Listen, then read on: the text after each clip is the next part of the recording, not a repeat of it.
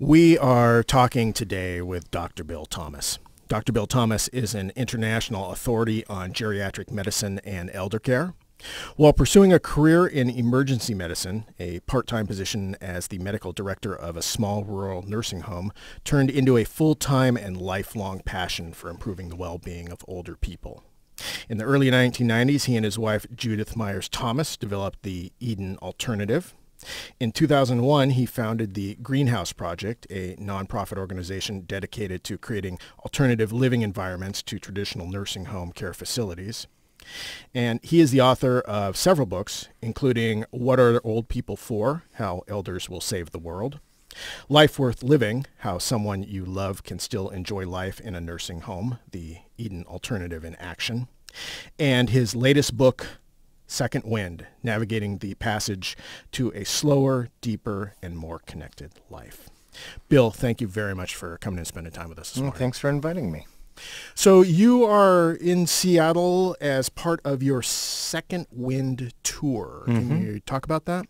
Yeah, actually, it's a pretty interesting, fun new exercise in the use of theater to kind of communicate ideas. We're in Seattle as part of a 25-city tour where we're performing a two-act nonfiction theater experience in cities around the country. And a lot of people have been asking me, why are you doing that? And actually, I think we're at the beginning of a whole new phase of a whole new understanding of live experience and community theater, and it's going to really expand the uses of theater. So we put together this show, and we're going to be performing all week on the West Coast, and from there on to the rest of the country. So pretty aggressive tour, it sounds like. Yeah. Well, yeah. So we live on a tour bus, the cast and crew. We have a rock and roll tour bus that we sleep on. And we get into a city in the morning and fan out and kind of communicate with people and talk and share our ideas about aging and society and imagination. And then we put on the show in the afternoon, 1 to 4:30. And then we strike the sets, load the bus, grab a bite to eat, and ride to the next city and do it all over again. So it's really something like a rock and roll tour, but with a different message, a different intention. So how would you describe nonfiction theater? Well, it's really the idea of using stagecraft. A lot of people are accustomed to nonfiction information coming to them live in very boring ways. A lot of us have many hours of experience listening to a professor drone on or watching a PowerPoint presentation. And in fact, you can make the introduction of new ideas, new facts, new insights. You can use stagecraft and theater and sets and costumes and design. You can use all those things to create an experience where people get all the ideas, but experience them in a much more robust, authentic, and emotional way. And you find that stays with people more? Oh, yeah. I really do. I mean, I taught medical students for 20 years, and I've done my share of lecturing and all that. But people are coming out of the theater at the end of the performance going, wow, wow, wow. Ooh. They're having all of their senses addressed. In the experience we're doing, it actually starts in the lobby with people encountering our cast members in the lobby, giving people sort of hand cream and face cream to try for sense and touch and sense of smell. And then inside the theater, we've created sets that have really richly saturated colors. There's music. There's the spoken word, personal monologues from people. And there's film. And there's music, all part of a single experience. And I think this is something that I actually think our culture and our society is going to gradually wake up to, that you just can't stand there and talk at people. I mean, you have to give them a sense of connection.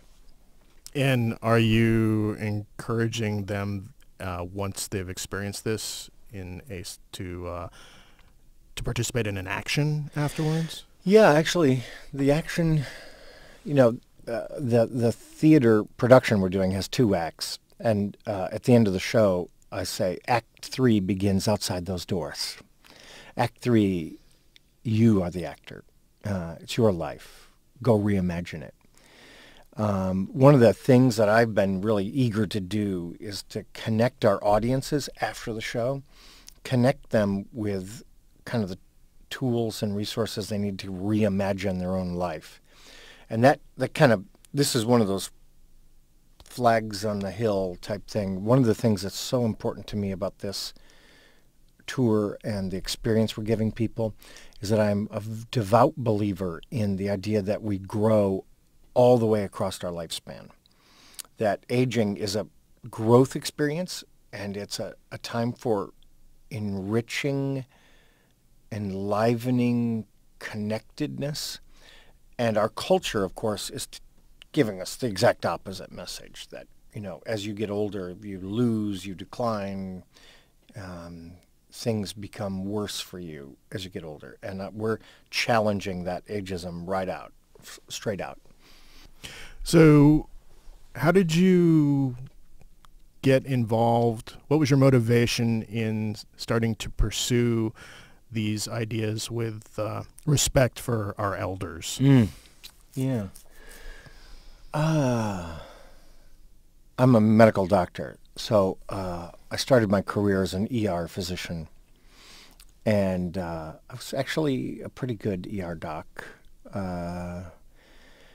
And one day, completely by chance and for no good reason, a local nursing home administrator offered me a part-time job. And I figured if I took this part-time job, I could give up one night shift. In those days, we used to work 24 hours straight shifts. And I thought, wow, I take this job, I can let go one of those nights, it's going to be good. And honestly, I just fell in love. I mean, I got there, and I thought it was just going to be nothing, but I fell in love with the elders and fell in love with the people who worked there. And I discovered the reason I was on the planet, was to do my best to give voice to people who did not have a voice. And in our culture, one important voiceless group are frail older people. And so how did you go about your first project? Was the Eden Alternative. Yeah. How did you come up with that? So I was at work one day at the nursing home, and I was called to see a woman about a rash on her arm, which, pretty routine thing. And I went to see her, and I talked to her, and I looked at the rash. I knew what it was. I knew what to give her. I'm getting ready to excuse myself, and this very old woman took a hold of my arm.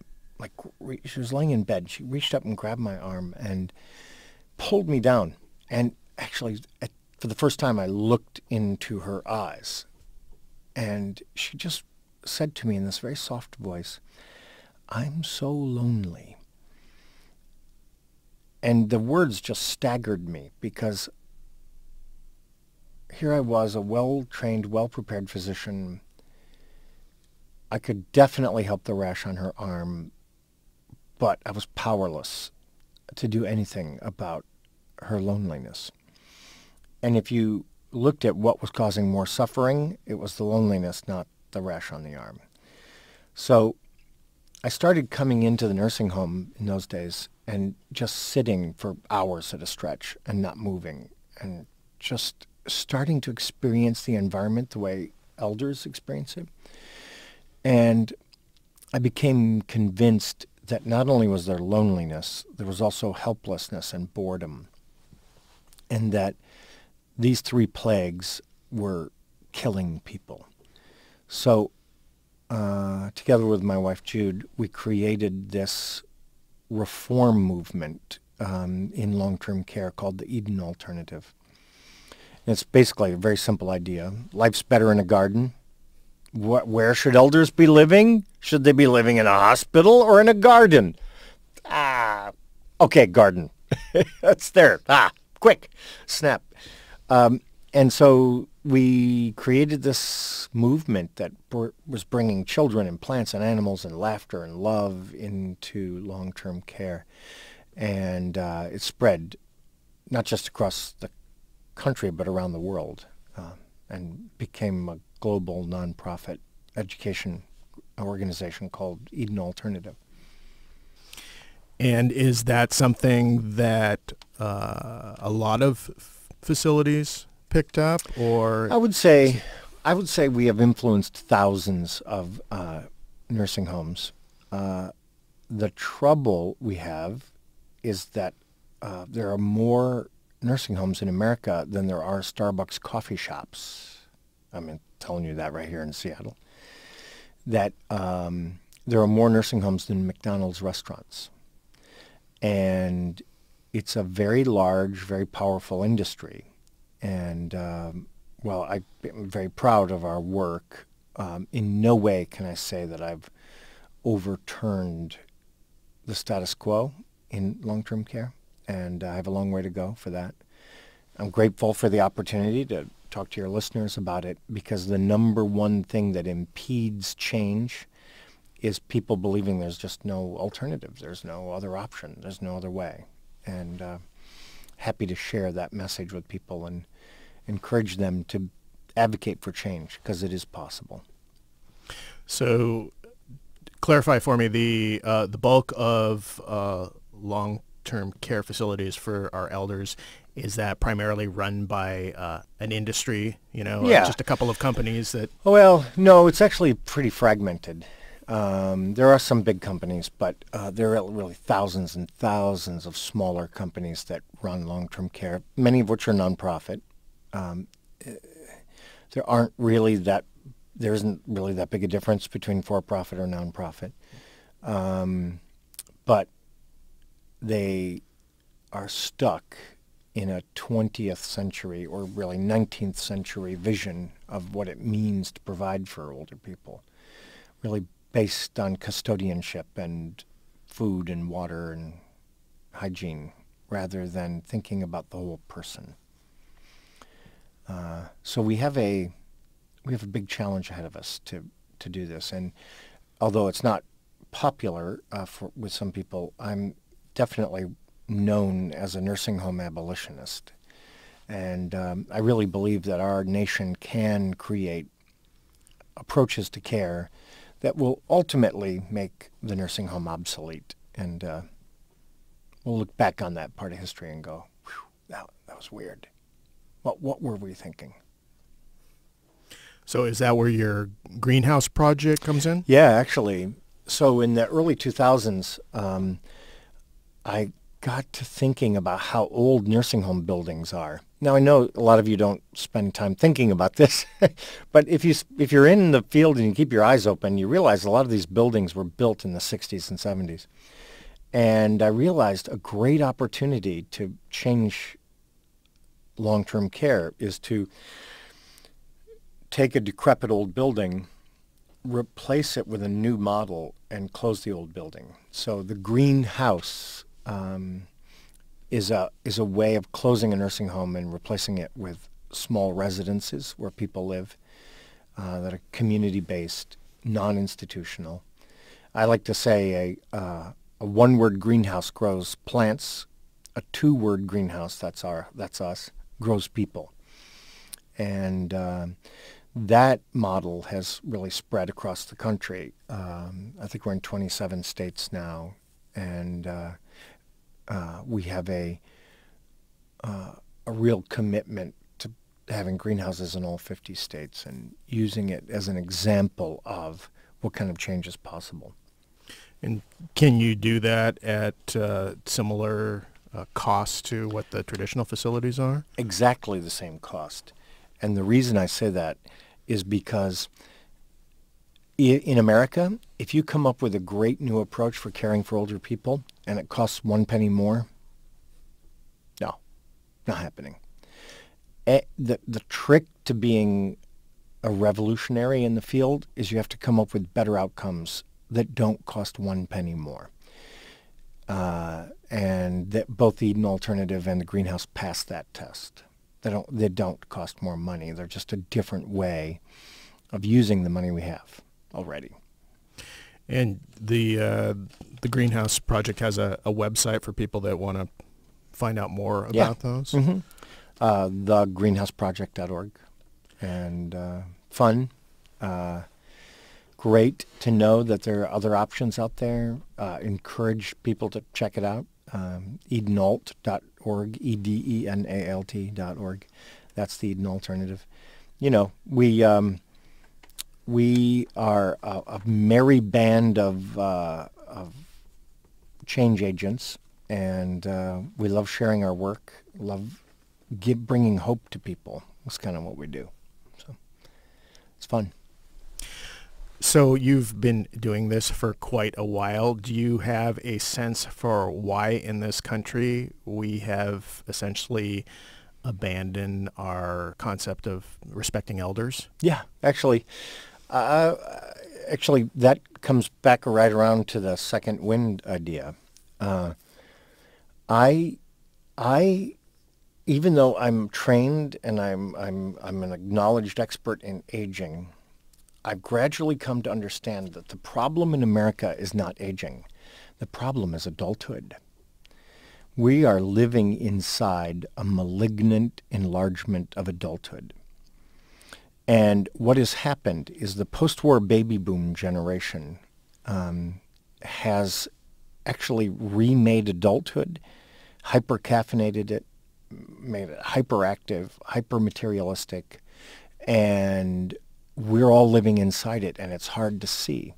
And a lot of the loss of standing of older people is due to the fact that older people in our culture are compared almost exclusively to their younger selves. And they're held to be honorable only when they resemble their younger self, either in a physical appearance or activity or work, or and any deviation from that is punished in our society, sometimes quite severely. So we live in a society that's obsessed with youth, obsessed with the virtues that are associated with youth, and that has almost completely lost contact with the virtues of age. In fact, let me just say that sentence. The virtues of age. It's a wonder, like, the transmitter is not exploding, you know. American culture has a very hard time even conceiving of this. So the tour and the book Second Wind really is not about advice for older people. It's advice from older people. It's about how do we learn the lessons of old age and bring them forward into adulthood to try to get a handle on how to live in a new way in adulthood in a society that's gone mad, has gone insane, basically. So what are some of these messages that our elders are pretty simple? I've spent a lot of years in the company of very old people, and I find if you pay attention and you listen, they have a couple of things to say. First, slow down. And again, the transmitter is sparking, and slow down. That does not compute. Actually, we can and should live slower lives. And for human beings, compared to the way we live now, slower is better. And if you just even take a little time to look around, you can find these slow movements around the world. There's slow food, slow cities, slow money. There's even slow television. There are all these movements towards slowness. And yet what I'm really saying is slow is a virtue. Slow is good. we need slowness in our life. And when we experience aging, one of the things we can experience if we open ourselves up to it is living more slowly. And that can open up new avenues of insight, new avenues of understanding, new avenues to wisdom. And so I'm advocating for slow. And even in the Second Wind performance, we have a explicit call to the audience at one point to slow down, settle down, slow down. It's going to be all right. So slow is one important thing. The other thing is getting beneath the surface of things, going deep. Older people often lose their tolerance for superficial appearances. They're very interested in authenticity and the experience of understanding life as it really is. Not everyone, but it's frequent. And that's a virtue we could do well to import into adulthood. We could do very well to say, I'm not going to content myself with a shiny surface. I'm going to go deeper. The third thing that I write about and that is part of the show is connecting with each other. Aging is a team sport. You try to play by yourself, you lose. You have to have that connection. You have to be connected to have a worthy elderhood, to have a place in our society. And when elders segregate themselves and are segregated and are cut off from the rest of us, we suffer in addition to their suffering. And by connected, you're not talking about through our electronic devices? Well, that's possible, but, and you know, I know people, we can feel connected to people if we get to know them over time on the radio, for example. I mean, there are other ways, but certainly face-to-face connections are pretty darn valuable.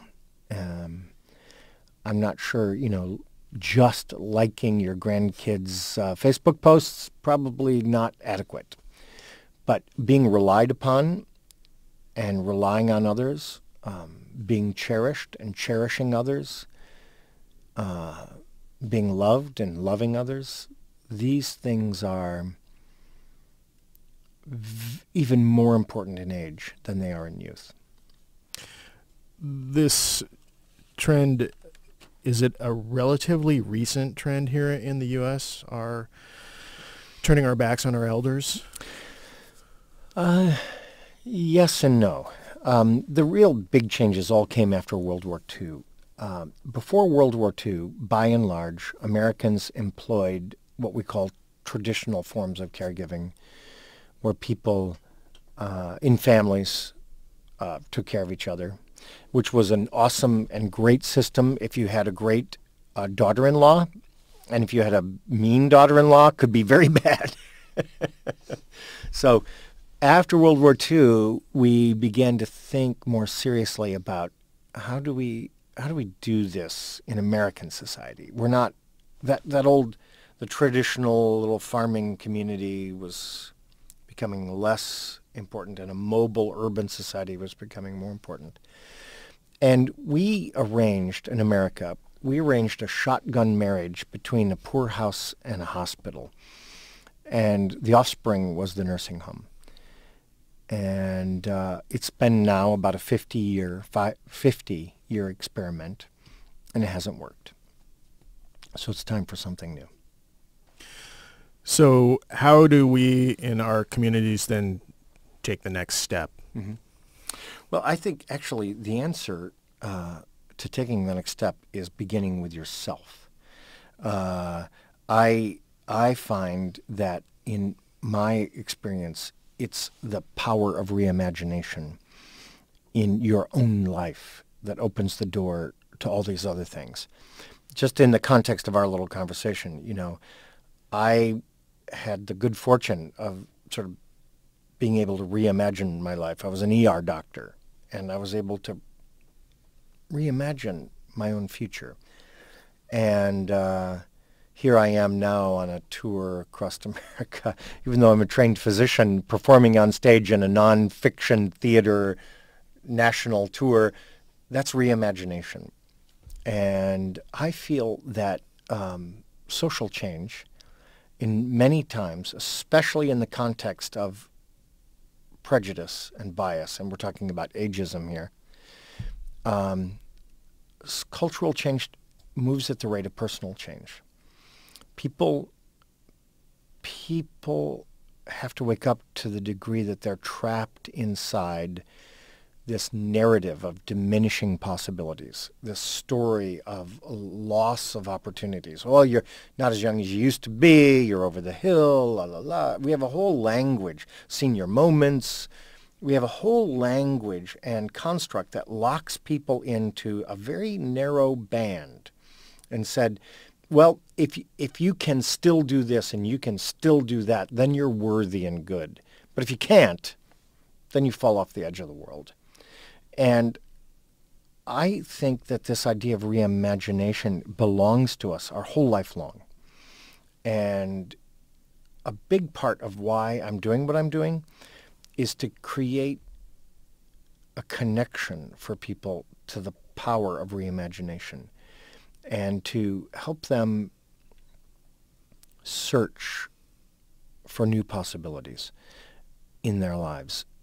And if the theater tour and the book do that, then I'll be a very happy man, because that's really, in essence, the purpose of my life at this time, is to widen this conversation. So give me a sense for how many elderly, numbers-wise, do we have with us currently? I mean, we're all heading there. Not enough. We don't have enough elders. We need more elders. I'll give you a couple of pieces of language that are useful to me. There are a large number of older people in America, but what we need are people who can outgrow adulthood. What we need people who have outgrown the suffocating limitations of adulthood and have broadened out and reached out and become elders of their community. So we have lots of older people, not enough elders. We're going to need, over the next 10 to 15 years, 60 to 70 million people to outgrow adulthood. And the trouble is, they don't even know that you can. They don't even know that you should. Just, again, the phrase outgrowing adulthood doesn't seem right in American English. But in fact, there's a life phase on the far side of adulthood that's very rich and liberating and wise and gentle, and in many ways so different than adulthood. It's called elderhood, and we need to help people reach for it, to stretch for it, to grow into it, so that we can have a healthy society. That's the piece that's missing. We have lots of aging people. No problem. Got that covered. Check.